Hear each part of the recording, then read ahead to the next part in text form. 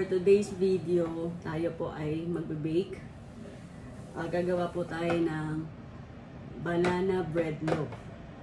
So, ito po naka-prepare na yung aking mga ingredients. Meron tayong sugar, 100 grams na sugar, 100 grams na butter, pinch of salt,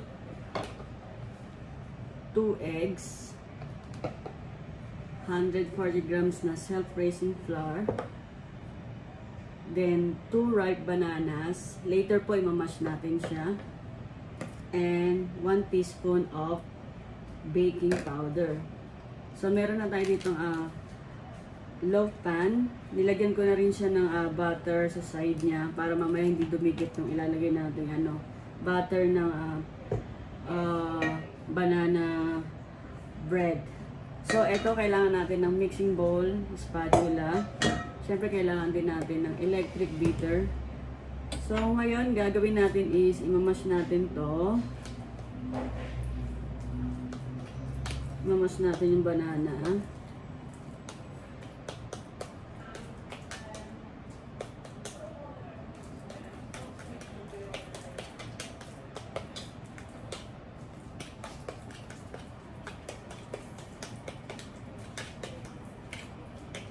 Ayan, ganito na siya. Mash natin. Then, first step, gagawin natin is butter. Lalagyan natin butter dito.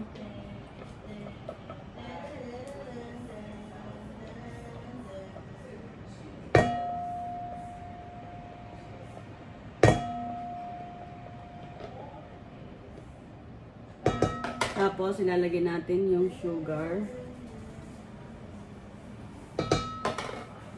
Ang gagawin natin dyan,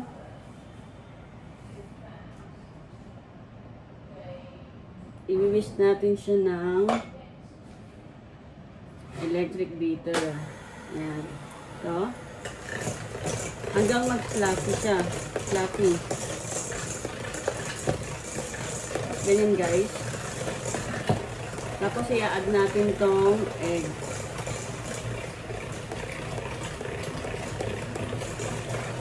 Yan, ganito na siya.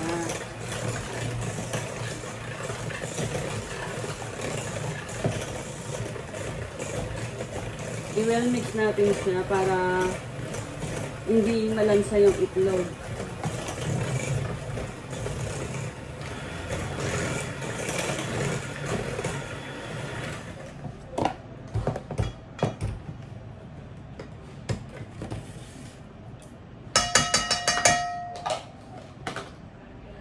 So, ito na siya, no? Ito na po siya. Then, ngayon, gagawin natin, ilalagay natin itong self-raising flour.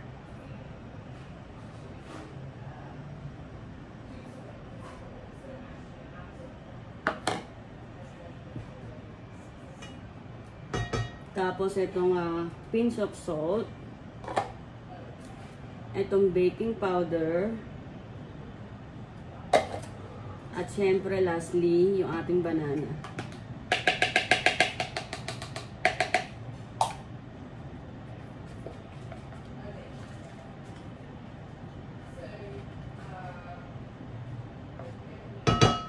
So i-fold lang natin siya ng ganito.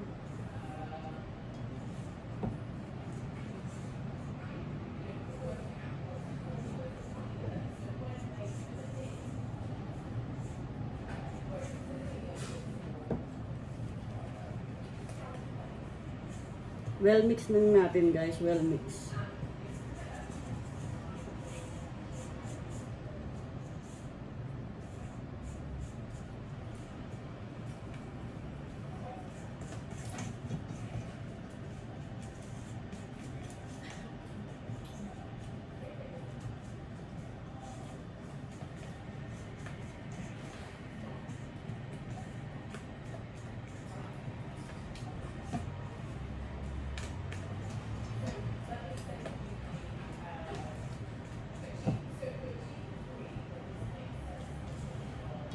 So, ito na siya, guys.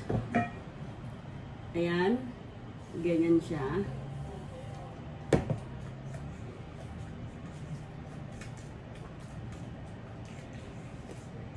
So, dahan-dahan lang sa pag-mix kasi yung pag nasobrahan kayo sa mix, siyempre yung flour sasabog, mag-spread sa damit tulad nito, nag-spread na sa damit ko.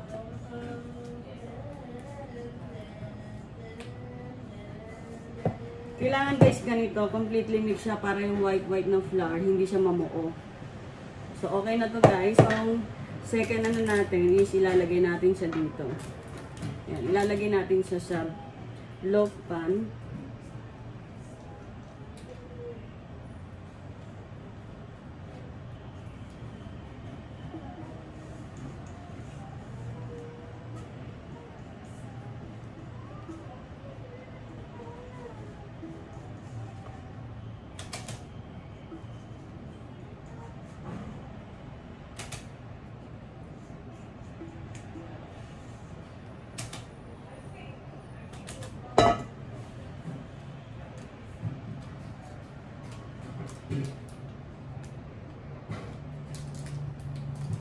Medyo i-flatten nyo lang siya ng konti.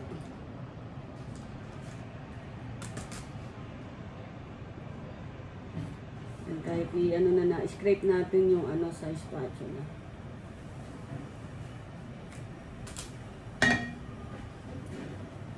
So ito na siya. So ready to bake na siya. Ito pala yung oven is na-ready ko na siya kanina. 180. So kanina pa siya mainit. So, ilalagay na natin to for 30 to 40 minutes. Siyempre, mainit siya, guys. Sobrang init.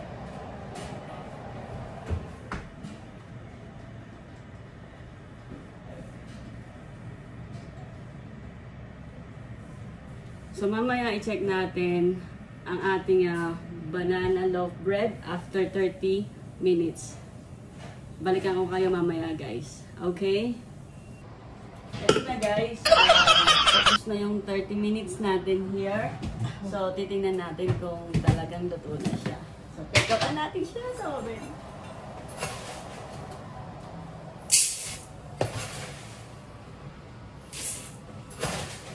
Dandan lang kasi sobrang init niya.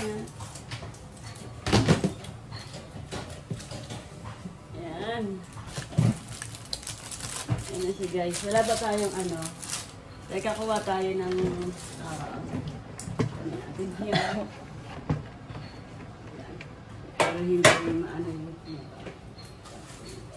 ito na siya guys. Ang sarap-sarap. Ito siya guys. You see, nakikita nyo. Ayan. Ayan siya.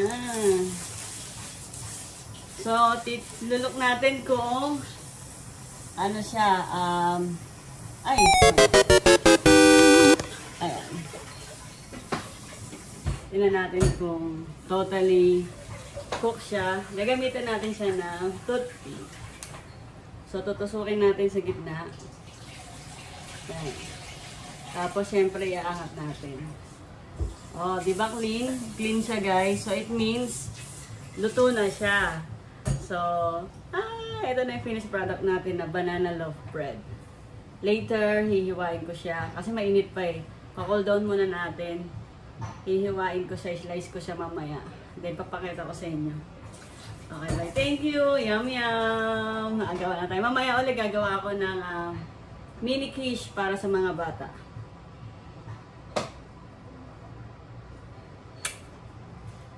Hello guys! Ito na siya yung ating banana loaf bread. So, ihiwain na natin siya. Slice natin siya.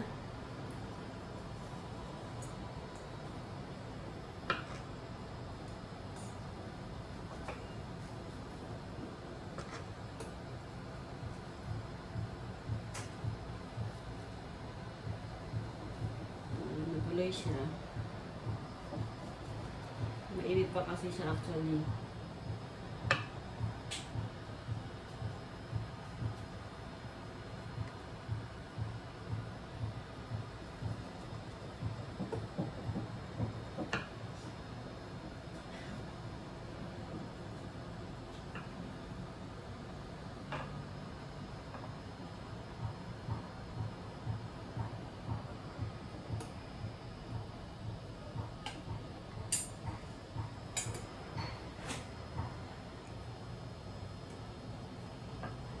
Ito na siya, guys. Banana loaf bread.